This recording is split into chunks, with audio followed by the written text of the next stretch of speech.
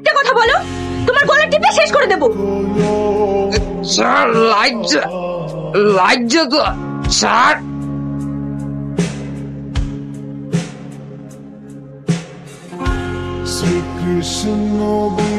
এ কি আমাকে একটা মেয়ে ধরে মারলো আর তোমরা দাঁড়িয়ে দাঁড়িয়ে দেখছো? হ্যাঁ ওরা দেখছে, যখন তুমি ভাবিকে মেরেছো তখন ওরা দেখেছে, এখন আমি তোমাকে মারছি তোমাকেও দেখছি।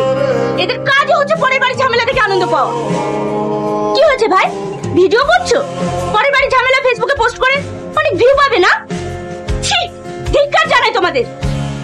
এই ভিডিওটা না করে যদি ঝামেলাটা মেটাতে, তাও একটা সমাজসেবামূলক কাজ করতে।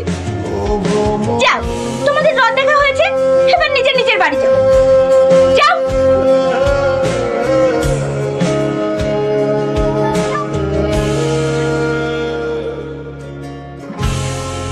কেঁদো না ভাবি, যে পুরুষ তার বউ বাচ্চার খেয়াল রাখে না, নারীদের সম্মান করতে জানে না, তাকে তুমিও সম্মান করবে না।